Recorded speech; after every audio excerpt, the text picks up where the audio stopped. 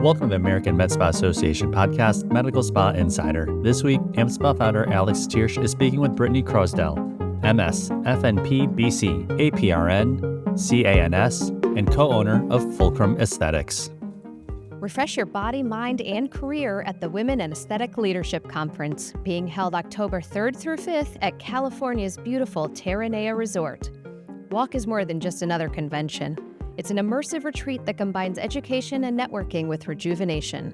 For women aesthetic professionals who dedicate their time to the health and happiness of others, this is the opportunity to get away and focus on your own wellness. Reconnect to your passions and return with a bold new inspiration for your business. Walk celebrates the med spa industry's opportunities for female empowerment and entrepreneurship, including the ceremony for the 2025 Distinguished Women Awards. Find out more at experiencewalk.com. That's experiencewalc.com. And as a Medical Spa Insider listener, you can receive 10% off your registration if you use the promo code WALK10. That's WALC10. Promo code valid for inclusive registration until September 11th, 2025 at 11:59 p.m. Pacific Standard Time, or standard registration until October 3rd, 2025 at 11:59 p.m. Pacific Standard Time. Promo code only applies to the primary registrant and cannot be combined with any additional offers. All right, everybody, welcome to the AmSpa Clubhouse. This is the official AmSpa Clubhouse, I feel like. This is Alex Tiersch here with Medical Spa Insider, and we are here live for the very first time in our new facility, I guess, which is 99.9% finished, shooting a podcast with the amazing, lovely, and talented Brittany Croasdell. I'm going to mess up your name every time. You did great. You did great. Good. Everyone, like most people say Brittony, so you did great. You did great. Really? They say Brittony? Yeah, it's with an O. You know, it's That's confusing. Still not. I know. That's not intuitive. Brittany Croasdell, NP extraordinaire. You've been in the business for a long time. I think the last time I saw you and we were communicating, I can't remember when it was, but then snap your fingers and now you're like married, you have a new baby, you've got a new practice, everything is changed. How the hell are you? What's going on? I'm doing great. And thank you new so much for having right? me. Yeah. New practice. The last 2.5, 3 years have been a whirlwind. Yes. The first time I met you, and you may not even know this, the first time I met you, I actually started at a med spa that, we're not going to mention, but they we didn't have any policies, procedures, protocols. Right. We didn't use Hylenex, and I had reached out to the manager, and I was like, hey, I really think we need this stuff. And there are certain ways that, from what I've heard from this guy named Alex, that needs to be done with good faith exams with the estheticians. And we reached out to you and we met with you. And this was before, I think you had maybe just started AmSpa. I remember that. It was a while back. Long time ago. Yes, because you were one of the first people that I met in this industry after we kind of got going. And then there was a time when you were off doing your thing. Really? So that was a bit ago. Yeah. Yep. And look at you, blowing up like I knew you would. Yeah. But now honestly, you've been, you've had your own practice for a while, and then you've moved around a bit. Tell me about where you are right now. What your current med spa is, name, who your ideal patient is, a little bit about what's going on. Sure. So I currently co-own Fulcrum Aesthetics and Surgery. And it's in Lakeview. Yes. So we offer everything from functional medicine, hormone replacement. Yes. We have one of 44 menopause certified practitioners in the state of Illinois. That's awesome. There to help our patients out. We do, of course, full injectables. We have plastic surgery and skincare. Lots of lasers, lots of microneedling. That's awesome. So yeah, we're just super busy and growing. We just hired 3 new injectors this week. Really? Mm-hmm. That's incredible. What's the, I always talk to folks about in different spots, but I because we're always traveling, but I never kind of take a look where we are. How's the market in Chicago? Like, what's it been like? So from our personal experience, that we opened when the market started a downturn. Yeah. But because I had a regular book of clientele, I think we did fine, right? We survived. Certainly, some patients were a little bit more hesitant to get dermal fillers, but during that time, they would come in. Maybe they'd come in every, say, 3 to 4 months for a neuromodulator, and they'd always ask about their annual touch-up of filler. Maybe they pushed the filler out, I would say probably about 2 years. What ended up happening were patients were a little bit nervous about it, uncertain, asking a lot of questions, much more informed, and maybe incorrectly so. But once they saw their face start to deflate, they started to see early signs of aging, they were right back in the door wanting to get fillers. So it's a perfect segue. And part of the reason we're here, there's a bunch going on in the industry right now. This has been a very interesting, I think that's one way to put it, time for us.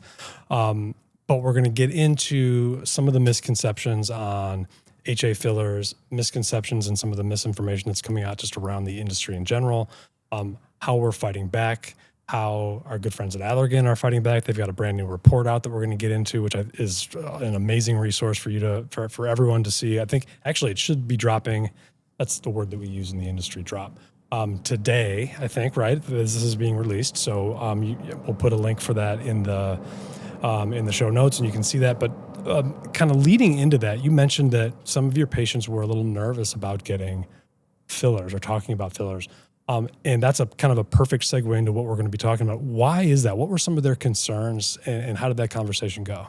So some of the misconceptions I found, they stemmed from beauty influencers and sharing their worst case scenario, right? So it gets sensationalized. It's shocking. When you see dermal fillers go wrong, when you see even dissolving, patients swell up and it looks jarring, right? And so it's clickbait. So people are looking at it, reading maybe a portion of the story, not understanding that that swelling from hyaluronidase is not actually Botox or neuromodulator, right? But they think, oh, don't get Botox, don't get fillers. But that's also very temporary and so few and far between. But that's what gets shared. And patients aren't seeing the great results because a lot of times people want to fly under the radar. They don't want people to know they're getting these treatments to help enhance their looks. It helps them feel good. And there is still a stigma attached to getting these procedures. So more often than not, patients don't want to share their before and afters. They don't want to talk about it even with their family or friends because they feel judged by it. So what we're lacking in social media is seeing the good natural results in the masses, which is far more prevalent, far more common. And what we do see and what we are inundated with are the poor outcomes. Yes. And with the poor outcomes, once you click on that, the one poor outcome, someone that shares that is now your algorithm. That's fed to you constantly. So that's all you start seeing. And then also, these influencers, they build themselves off of that because, it's clickbait. It's clickbait. That's what gets them followers. It's really what you're talking about with fillers is something that we as an industry are dealing with. And I mentioned this report from Allergan, which we're going to get into a little bit as far as some of the specifics. It's really, really cool, I think, what they've done. And I think it's going to be very helpful to all of us. But it's also a microcosm a little bit of what we're dealing with as an industry. This has been for the past probably 18 months, 2 years. We've been dealing with what you said on a much bigger scale, which is just this kind of constant drumbeat of bad PR, a lot of times flat out misinformation. Some of it, admittedly, I think from our perspective is self-inflicted because there are groups out there, there are providers out there that are doing really stupid things and they get magnified. But your point about the good results, the good practices aren't really being magnified because they're good. They're doing a great job. They have a solid following. Their patients are happy. They're happy. There's no need to splash over the front page when there's been a positive, Botox treatment or anything like that. It's only when the bad things happen. And that's created this atmosphere where, especially this year, it's just been one after another of these constant stories that have really exemplified the negative. And we're fighting back. And that ends today, damn it. Like we're like really it's part of the issue is that we haven't had a unified common story to tell in opposition. Yes. And that's been difficult. So one of the things that we're doing is we want to change that narrative. We want to tell a positive story, tell about, the good things, the positives, the safety aspects, the professionalism. Allergan in the report that they put together is doing the same thing about kind of what's positive about HA fillers. I'm curious when you see, and just by way of example, there was a recent story, I think it was an Elle magazine that came out that was just, I mean, look, they're reporters, they're reporting, but it's not reflective on what the industry is like. I'm curious when you see those types of stories, and the surgeon in your practice, what do you think when you see those, and what's your reaction to those types of stories? Truly, so it depends on who. I always look up who the writer is, and then I'll see who they interviewed as their sources. Kind of same thing when we're reading our white papers. Who sponsored that study? How long was the study done? Was it, was there a control arm? I do the same type of investigative work when I see this come out. As we should. That's the whole point. Yeah. And there's a beauty editor I had reached out to a couple of years ago when it all started, when there was one really wild thing going around online, which was completely misunderstood, misinterpreted. And she didn't want to hear the good. She didn't want to hear actually the truth. She wanted the sensationalism of it, always, and the negativity. So the conversation didn't really move any further. And now I know that this particular doctor has been trying for the last 2 years to really overcome this negative media that had come out, and she still hasn't been able to. Yeah. It's because she gets like 300 views, and one beauty influencer got 22 million views. Yeah. And it's just like I must have been, there was the feature that came out on John Oliver recently on HBO. Yes. And man, I've gotten calls daily from other reporters who are now working on stories that have come from that. And it's all about the negative things that are happening. But they're focused on this subset of med spas that is such a small subset. It's the total outliers. Same thing with respect to what you were talking about. It's not the norm, and yet we're dealing with that. So what we need to do, I truly believe this, and I've been kind of thinking, and we're doing a campaign on this. I appreciate what Allergan is doing. We've got to have a counter narrative. We've got to flood the airwaves with the truth, right? And something that I thought was very interesting when we were talking with, when we were going over the report with some of the folks that developed it, was the algorithm issue. In that when providers push back against some of the negativity, so when you get a negative story about fillers, someone who looks terrible, and it's posted by a beauty influencer and it goes viral, and you're trying to fight back and say, no, the truth is this, and you post it yourself, that only amplifies it and further embeds the algorithm. I didn't realize that. It makes perfect sense. And so as we move forward, what do you say to your patients? Because this is the time to educate. You've been dealing with this already. What should we be saying? What should we tell our members and our providers for what they should be saying when these kind of crazy looking photos pop up and these stories come up? What's the proper response so that we don't inflate the negative, but we perpetuate a positive story? So I think it's twofold. I think it's what you can do as a provider on your social media platform or on your website, and then what you do in the treatment room with your patient, the conversations that you have. I just started this. I blocked off 1 day a month for content, and it's just educational content. And I try to make a quick little script of common questions that I've had from patients that month, so I can answer the previous month's like common questions that 3 or more patients have come in asking. I'll make a note on my phone. I want to address this in my content day. Because if 3 or more patients are asking me that, they're getting that fed to them from somewhere, likely social media, and maybe I can squash their concerns by addressing it on my page. Now, when I see them in the treatment room, it's more of understanding where their fears are coming from.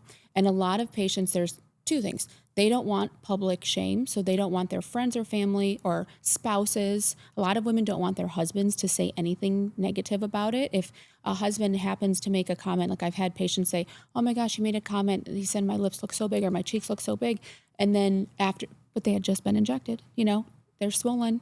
And it's that comment that lingers with them after they're healed and they look beautiful, natural. It's still, they'll look at themselves and they'll be able to say objectively, I do look better. This looks great. Right. But that comment, like my husband said this. And so it's kind of, I now talk to the patients before we do treatments. And this is big with surgery, is preparing your friends and family around you if you can, if you're comfortable with it, saying, hey, I'm getting injectables today. I don't want to hear a word out of your mouth. I'm going to look a little bit swollen. I'm going to be a little bruised. I'm going to look a little haggard, normal, expected.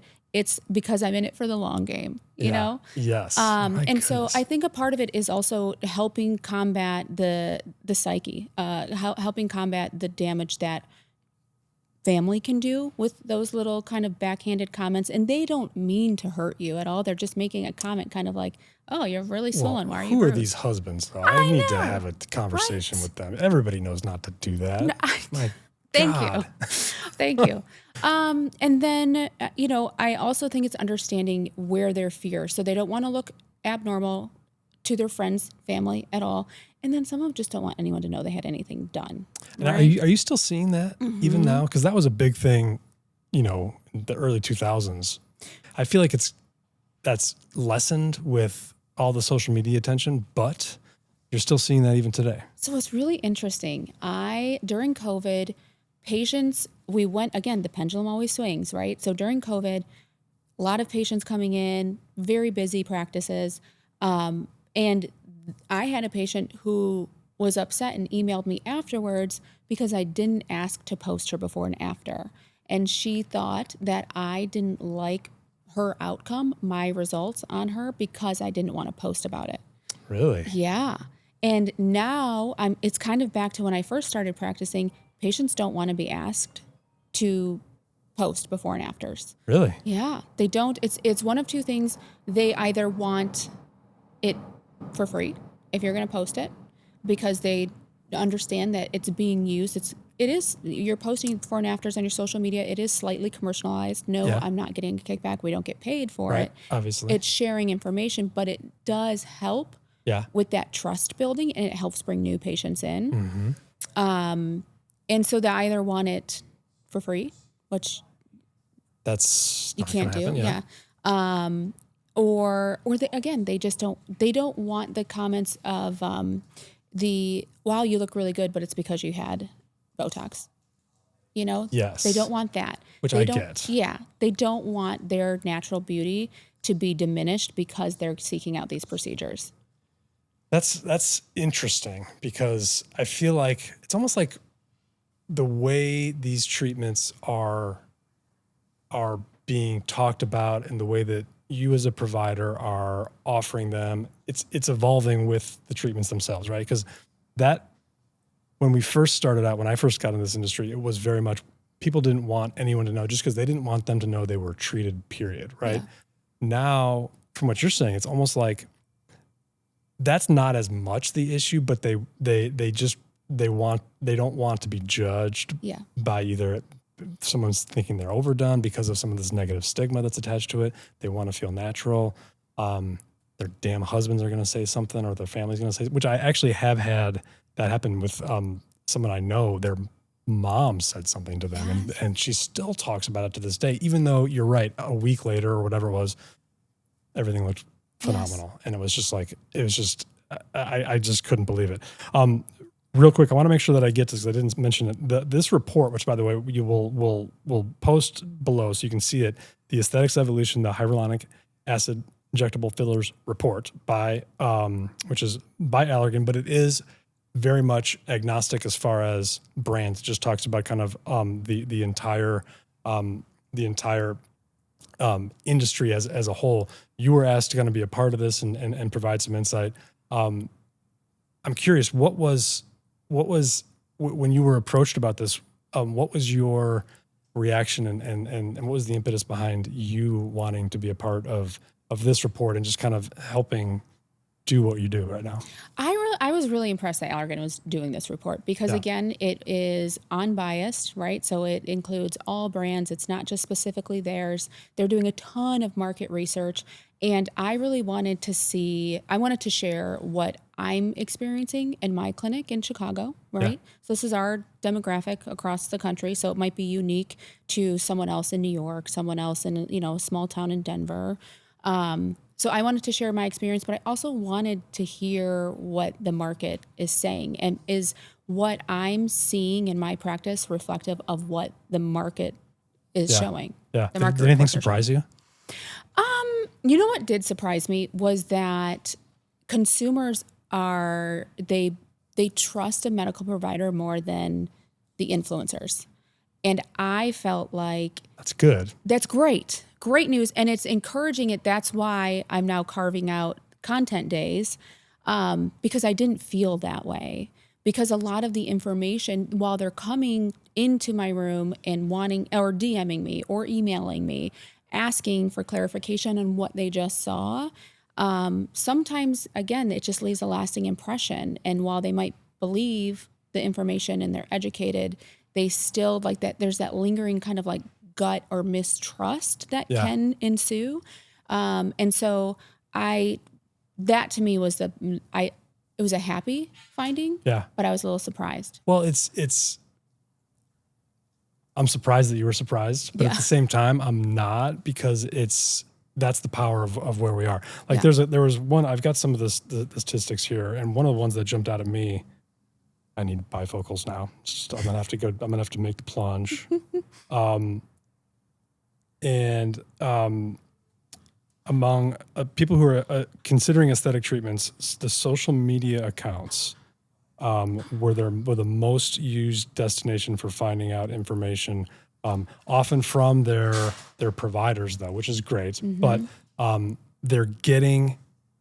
people get the information about safety of these treatments from social media. And until they go and actually talk to their provider, they're not going to be fed this information from anywhere else. So it's almost like, as providers, you have an obligation to make sure that you are educating them, because if you're not, you can't assume that they're just getting the right information. Correct. Because they could damn well be getting wrong information. Yes. And are you seeing that? I mean, I've always thought that patients were getting more educated. But are you seeing some of this kind of misinformation seep into what they're saying to you as they come in? So patients are far more educated, but they're getting miseducated. And that's what I see. Okay. It's either a misunderstanding, it's a partial grasp of information that was shared, but not understanding it fully, not able to connect the dots. Right. Or just completely and wholly wrong and incorrect.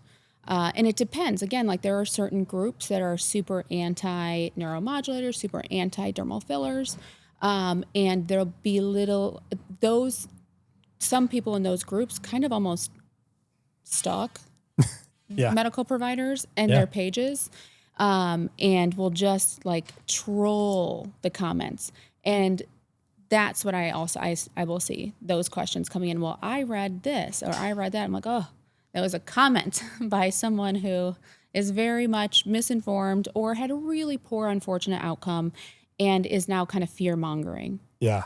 Yeah. And when you look at the data, some of this, like 97% of consumers indicate they were satisfied or very satisfied with their last HA injectable treatment. Yes. And that's huge. Huge. I mean, how many treatments get that level of satisfaction? And I would completely agree with that. That's crazy. Like that means that people are very, very happy with what they're getting. And yet for some reason, there's this, if you were to ask, man on the street who's never had a treatment, they would be like, oh, yeah.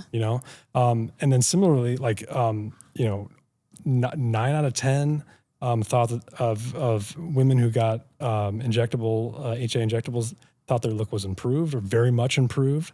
So there's no question that these are being accepted by folks who are doing them and who are going to the right places. And this is kind of what gets to the heart of the matter, is that the data and what's actually happening out there the people who are getting them, the people who are providing them, folks like you, providers who are part of our association, we are suffering by virtue of the fact that there's this narrative out there that is just not true. Mm-hmm.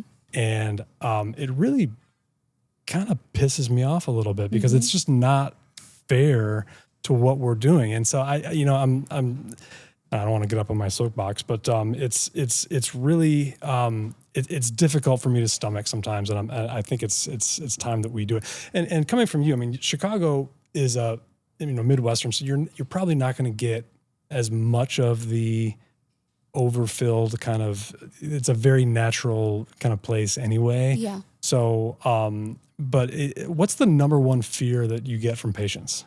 The number one fear is looking weird, and they don't want to look weird, and they've heard that HA essentially grows legs and moves around your face. Yes, that's one of the myths that's out there. Yes, that's the biggest one, and then also that it never goes away. And what we do know is hyaluronic acid lasts a lot longer than we thought it initially did. What I tell my patients is, hey, the study stopped at 15 months. The study stopped at 24 months. But what I'm seeing clinically is it lasts years.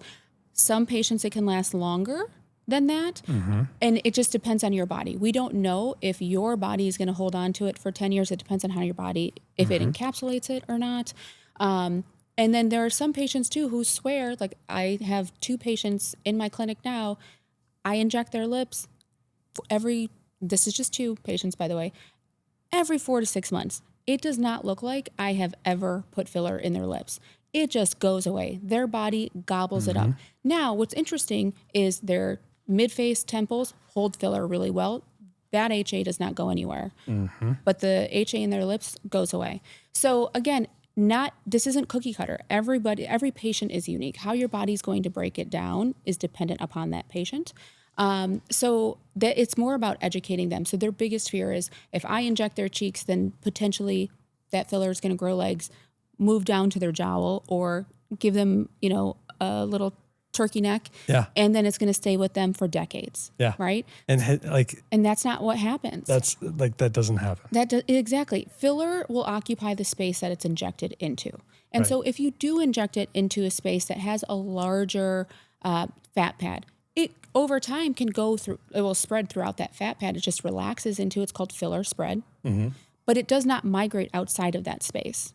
Yes, and there's a huge there's a section in here that's kind of fact or fiction, and that is one of the big ones. Is that people think here? I can actually pull it up right now. And this is what I tell my patients too: is if your filler looks great, what's wrong with it lasting a long time? You want it to last a long time. It saves you money. Fabulous. I know, but like there's a percentage of folks who believe that filler is going to migrate and that it's automatically going to make it's unnatural. Right. It's going to migrate.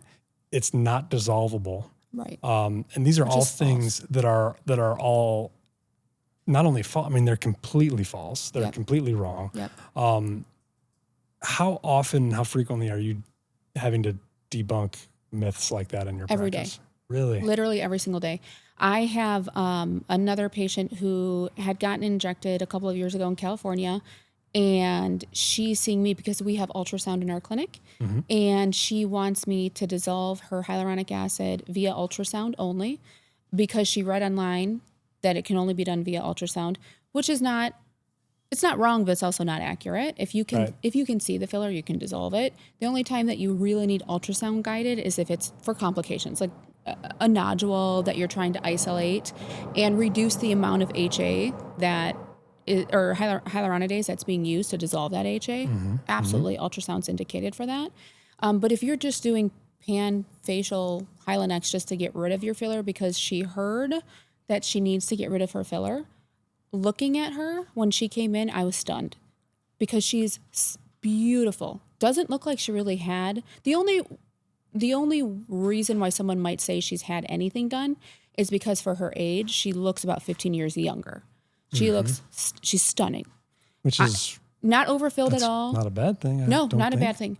And so I was like, hey, listen, I'm happy to dissolve you if you just want this out of your face and you're concerned, but let's address your concerns. And then on top of it, I need to talk to you about you haven't seen your face aged in 15 years. Once I dissolve it all, what I've experienced is patients freak out and they want to get refilled immediately. Yes. So there's also hyaluronidase is not innocuous. There are risks that also come with that. Right. So, to just do it just because you saw online that, a bunch of people are doing explant surgery, understandably so. Now they just want to get rid of their HA filler. That's not smart for everybody. And it may not be the right choice for you just because an influencer is telling you to do so. Yeah, I totally agree. It's again, frustrating when you hear stories like that because number one, that patient, as you mentioned, looked amazing to begin with. So it's kind of a false flag, and that there's no reason for her to be upset. Yeah. Number one. Number two, it almost is going to perpetuate the problem because once the fillers are dissolved, she's going to feel not great about it. Correct. And then it's like, okay, then you've got to go through the whole process again. And the whole experience just isn't going to be great. Right. And it's going to kind of influence the whole thing. One thing you mentioned was in the, I can't believe I'm even going to ask this, the comments of your social media. How often do you get in and like correct people in your comments about some of the mistakes that they're saying? So it depends. It's tough. Sometimes a part of it just depends on how much time do I want to give to it. Yeah, and that's got to be exhausting. It's exhausting. Sometimes I'll just delete them. Sometimes, like as I said, some people are a little stalkerish and threatening, so I'll block them. But when there's a lot of misinformation in the comments, if it's gross misinformation, I will correct it one time, and then they'll usually snip something back, and then I just leave it. Yeah. Still, so let me throw a few stats out here, and you can tell me what you think about this. First of all, you have a great quote in here.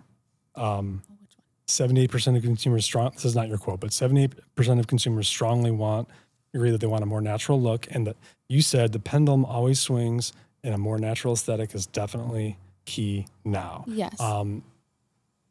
Was that ever not the case, though? Yes. Really? Yes. Okay. So this is a great question. So the pendulum definitely always swings. When I first started injecting, people would say they wanted natural, but the pictures they would show it was pre-Kim K era, but they were very much like moving in that direction. And then it moved to just being kind of the same thing we see with BBLs, like voluptuous, a little bit obvious, a little overdone. We're seeing rib remodeling now. People are making it very obvious they're having work done in body modification. I saw that with dermal fillers. And I had a patient tell me that it's a status symbol out west to look overdone because you're kind of showing how much money you're putting into your face. Doesn't make sense to me. I know. Yes. So absolutely. When I first kind of started injecting, some people would say they wanted to look natural, but really what they wanted, they were saying natural, but they wanted completely frozen, no movement. That's not natural. People have to know that I've spent money on this. Correct. Yes. Yeah. That is bonkers. And so it was kind of like mob wife, which is kind of the clothing style kind of came back for a minute and has gone away. But, and now I know. But now things are, when I say natural, again, when patients come and say they want natural, it's so subjective. So I'll ask them, what does natural mean to them? And I'll ask them to show me pictures. Do you have a picture of yourself in a decade that you like or year that you like? Let me see what you like about yourself. And is this the goal that we're going towards? Is this the natural? And even when they loved how they looked the most, they often want to augment or enhance a certain area. Yeah. Because that's also, I just turned 50. I can't say, my 20s. Because that's just not realistic. Right. And what does 20s, I don't know. I didn't know you in your 20s. Do you have a photograph so I can see what did you like? What can I match? Right. And I think that's so important to tease out. Another thing that I find patients will come in is a little bit conflicting. And this is our job as providers to really, really tease out is when they say they've come to you for a dermal filler enhancement, but they don't want to look any different. And I'll straight up ask them now, if you don't want to look any different, why are you here? Because what you're telling me, what I think you're telling me is you don't want to look weird. You don't want to look unnatural. Right. I've got you. That's not a problem. Right. But if you don't want to look different, I am going to make you look slightly different. You're going to look better. Yeah. And that is different. And there's definitely a distinction between having no difference and having a difference that people can't really tell, right? Yes.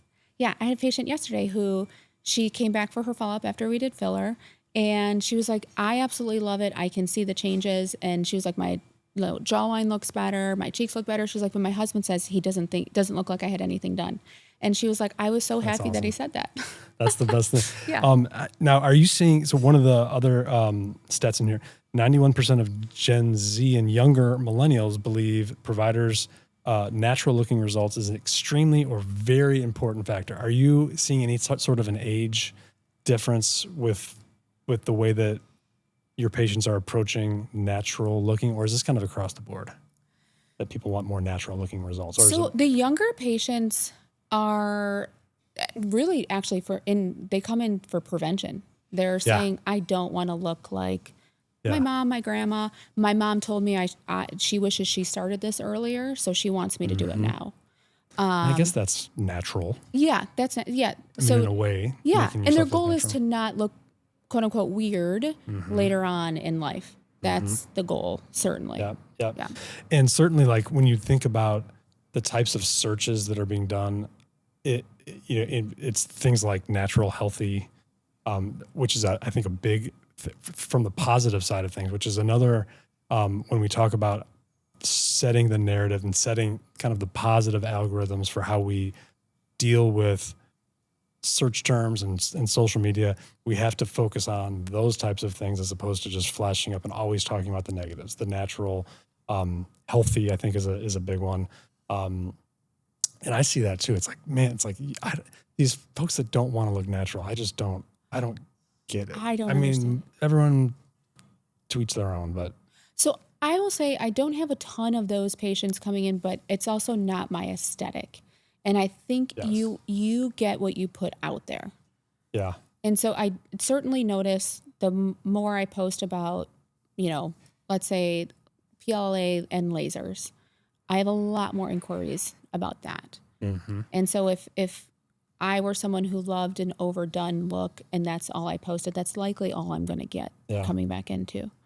And so despite all of that, many women considering HA injectables say they are concerned with not looking natural as being the top barrier to them getting treatment. So we have all this data showing that you will look natural, you can look natural, you're going to be satisfied, you're going to be happy. People won't be able to tell, and yet still there's this pervasive feeling that from women especially that they're not going to look natural, and that's why they're scared to do it.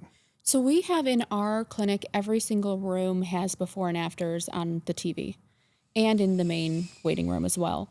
And a lot of patients are like, I'm so happy you posted these before and afters. And in the before and after, I list how many syringes are used. Just so it's for me, it's really important, complete transparency. Yeah. Because if this is the outcome, you like this outcome on this patient and you're here for that, understand this may be 4 or 5 syringes and you're afraid of one.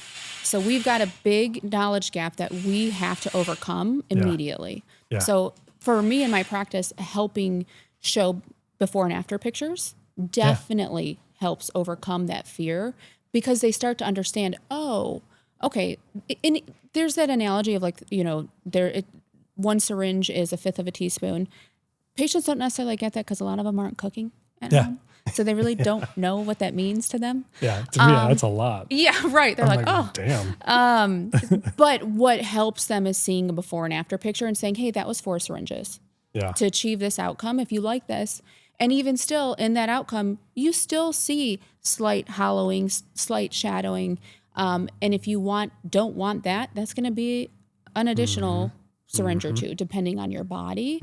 So I think it's really helpful. And we're backed in my clinic to staged approaches, where it was during COVID, everybody wanted one and done, pump in the syringes. They, of course, wanted natural, but they wanted to see that immediate change. And then be done and not have to come back for a bit. Yes. And now people are like, okay, let's just do a little bit at a time. Let's just do, the deep remodeling. Yeah. And then let's come back and take a look again. Yeah. Which I think it's a great way to do that too. I love that. And you get more time with your patients. Yeah. I mean, I love that. It's, I mean, so just kind of looking ahead, because this has been great. I think the way you've been, the way that you approach these things, I wish everybody was a little more circumspect with this, because there are folks out there, unfortunately, who just are really trying to pump as much and get as much money out of it as they can. And I think it's very, very, that's negative, and we've got to get that to stop.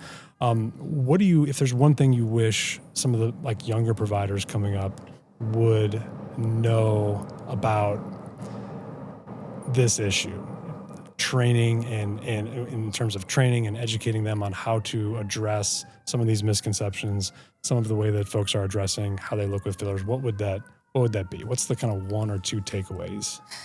For newer injectors, I do believe it's key to, you have to know your anatomy, and you have to read these studies. You have to. Please read these studies and then share that with your patients. Let them know that you're putting in extra effort and work outside of your clinical hours because you believe in it. You believe in their safety that much. And you also stand behind the products that you're injecting. I think that's key. That will help bridge that knowledge gap and also the trust gap.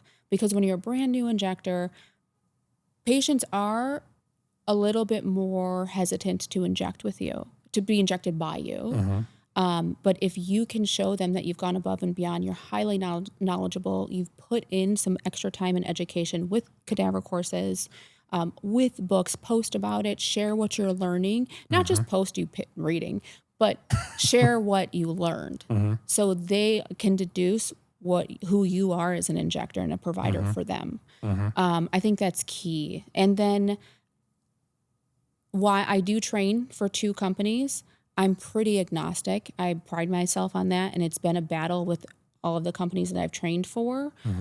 As a provider, my duty is to the patient. It is not, I'm not married to any one brand. And I think that when you're brand new, it can be kind of glitzy and glammy to align yourself with one company. Yeah. Don't do that. Yeah. Don't do that. Know rheology, learn everything you can about every product that's available in the U.S. market, and choose accordingly for your patient. Now, why is that important? I mean, I know why, but what's the detail behind that? So there's different makeup of HA fillers. There's different structures. So it could be thicker, could be thinner. So it depends on the depth that you're injecting it, if you're injecting it more superficially. But also some patients are a little bit concerned by the type of cross-linking that's used. So you want to be aware, all companies, and some companies that have proprietary cross-linking, learn about it, read about it. So you're not fed just the information from the companies. You as the provider have the responsibility to the patient. Yeah. And are you, kind of a related question, are you seeing quite a bit folks coming in and saying, I want this particular product, even though, name the brand name, even though maybe it's not, in your view, the best one for them? And then how do you deal with that within the context of, them saying, this is what I want, this is what I see on social media, this is what I'm, is being fed to me. Difficult to do, but at the same time, you want to make your patients happy, but you want them to be happy. And so that's kind of something that I've felt has kind of come up a bit as well. And I think it's important to be agnostic, but at the same time, there's marketing rewards works. programs. Yeah, all those things are out there. So it's interesting you asked that. I have actually had more patients come in saying, I don't want this product. Really? Because I've heard this. Well, I guess that makes sense in the context of what we're talking about. Exactly. Yeah. Yes. They've heard someone say this type of filler does this. Yes. And if I were going to choose that filler, I'll say, this is a filler I would have chosen for you, and I still choose for you. I can go, there's a sister filler that can get you there too, but it probably will require another half a syringe or, an extra syringe to get you to the same point that this one syringe could have gotten you, but you just told me you don't want that. Now, and when they, I don't want to name any names or anything, but when they say that, what's the typical misconception when they say that? I don't want this. Is it because of they think it's not dissolvable, or So they think it's hard to dissolve and filler migration. And migration. Which is really just filler spread or poor technique. Yeah. Often. And how is that how is that kind of myth perpetuated? I think there's a misunderstanding, even, we'll bring it back to the lips. There's a misunderstanding that the lip shouldn't have a white roll. A young lip does have a white roll. That's this portion of the lip. Yeah. And we enhance it when we fill it. And in plastic surgery, that was the goal, also with fat transfers, with lip lifts. But with fillers, I think we got to a point where we filled a little bit, we overfilled it, and we also filled outside of the lip margin, the lip compartment. And it became more obvious, and people would say, and it could be migration. Sometimes it was migration, but often it was just filler spread, and it was injected right along the white roll or into the white roll. Yeah. In large copious amounts. I remember years ago seeing that kind of like monkey upper lip. Yes. And so patients say, oh, it migrated. It didn't migrate. It was literally just injected right there. And now over the years, it's broken down. You have a little more filler spread, but it hasn't migrated. Yes. It's where it was placed. So it's more of patients seeing on TikTok, hey, I had this product and look at what it caused. And really, that was just what filler does. It spreads. And I think again, this comes down to training. When you think of a product that you're injecting, you really do need to think 3D, because when you're injecting it, it's not just plumping in one direction, it's plumping 360 degrees. So you have to think about the product pushing backwards, pushing the soft tissue into the patient's face, around, not just projected outwards that you see. And I think there's a little bit of a misunderstanding of that. And that's product rheology, right? So understanding that, and that's why I think it's also so important. And not every portfolio in the U.S. offers everything. So not one company has the entire portfolio that you don't need to pull from another yet. Right. We just don't have that here. Right. First of all, thank you again for coming. I know this has been a long podcast. Thank you so much for sharing your wealth of knowledge. And congratulations on everything. I do. Kind of in conclusion with all of this, this has been, obviously there's so much to do. One thing that we are going to be doing at AMSA, that we are doing, we've got a whole campaign going on right now about safety in med spas, how med spas are safe, what to look for in a safe med spas, how we want to make sure that the public is armed with the right information. We want to make sure the providers are educated so they're doing the right thing. When it comes to issues specifically of safety, professional med spas, but then also specifically as it relates to HA fillers, we talked earlier about providers educating, right? And that's really what is needed, because as we can tell from this report, patients get their information from their providers. They trust their providers no matter where it is. But if they're not getting it from their providers, they're going to get that information from social media or wherever, and they're going to believe it. So the providers have to educate. But that's not always easy, because not everybody is comfortable. So for you, when you're talking to either, whether it's, you have a brand, you're out there already. It takes time to do that. And how do you get people excited? How does AmSpa get people excited about educating on this issue, natural looking fillers, how to educate your patients, how to get providers to educate in the right way, so we're not, perpetuating this negative algorithm? What do you think? So I'll share something that we do in our clinic. We have a social media, all of our employees sign a social media contract. And we carve out time in their work week for them to also educate. And I'm constantly texting our injectors different studies, different papers. So you don't really have to reinvent the wheel. Just talk about a paper that you read that week. Talk about that, or show a quick before and after. And if you don't want to see yourself on the screen, which sometimes is tough, just show your before and after and do a voiceover of what you did. Because we know as injectors, there are certain outcomes I cannot achieve without a hyaluronic acid filler. I can only do it with an HA, only. So that tool is here to stay. It will never leave my tool belt. I actually I do a lot with HAs. And the more that you educate patient on it, because it is dissolvable, a lot of patients do like that it's dissolvable. They prefer that. Right. So I think us as providers, our job is to continue to educate them. As business owners, as employers, it is to give our injectors time and the resources and knowledge on what to share. Yeah.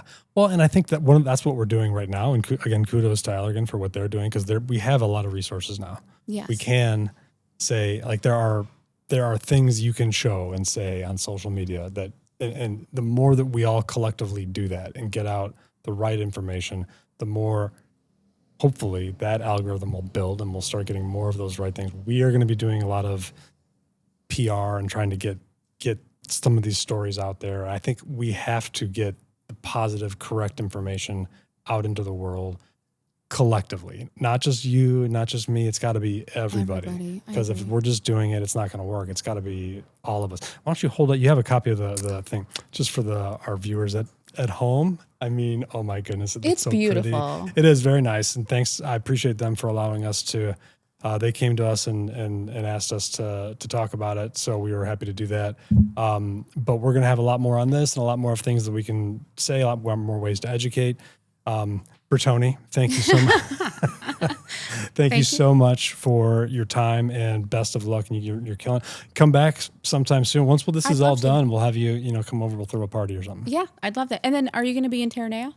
Absolutely. Yep. Yes, you're going to be in Terranea too. Yeah, that's going to be awesome. Walk. Are you? I mean, I can't. What you're going to be there doing? What, a Q&A or a chat? I think. Yeah, I'm not sure. Yes, I think that is. Yes, it'll be a chat about HA fillers. Right, but you're going to be there. So any of you listening, come out to Terranea, walk in first weekend in October. That's going to be amazing. Oh, that resort's so wait. beautiful. It's so incredible. We stay there every Christmas. Of course you do. I expect nothing less. All right, thank you again. Thank you so much for having me. Refresh your body, mind, and career at the Women in Aesthetic Leadership Conference, being held October 3rd through 5th at California's beautiful Terranea Resort. Walk is more than just another convention. It's an immersive retreat that combines education and networking with rejuvenation. For women aesthetic professionals who dedicate their time to the health and happiness of others, this is the opportunity to get away and focus on your own wellness. Reconnect to your passions and return with a bold new inspiration for your business. Walk celebrates the med spa industry's opportunities for female empowerment and entrepreneurship, including the ceremony for the 2025 Distinguished Women Awards. Find out more at experiencewalk.com. That's experiencewalc.com. And as a Medical Spa Insider listener, you can receive 10% off your registration if you use the promo code WALK10. That's WALC10. Promo code valid for inclusive registration until September 11th, 2025 at 11:59 p.m. Pacific Standard Time, or standard registration until October 3rd, 2025 at 11:59 p.m. Pacific Standard Time. Promo code only applies to the primary registrant and cannot be combined with any additional offers. Thank you to our producers, Madeline Muller, Marketing Content Coordinator, who organizes the podcast schedule and guests, provides topics and talking points. And myself, Joe DeGuzman, Technology Operations Manager. I handle the audio and video editing, voiceovers, and tech. Kate Harper, Senior Digital Marketing Coordinator, who makes all of our graphics and manages the podcast platform. Esme Uriastegi, Senior Social Media Coordinator, who makes and posts all the clips for the podcast and posts them to our social feeds. Our music is by Ghost Score. Thank you for listening to or watching the Medical Spa Insider podcast. Please follow or subscribe to wherever you listen to your podcasts, and subscribe to our YouTube channel for future episodes. For more information about the American Med Spa Association, please check our show notes or in the description below.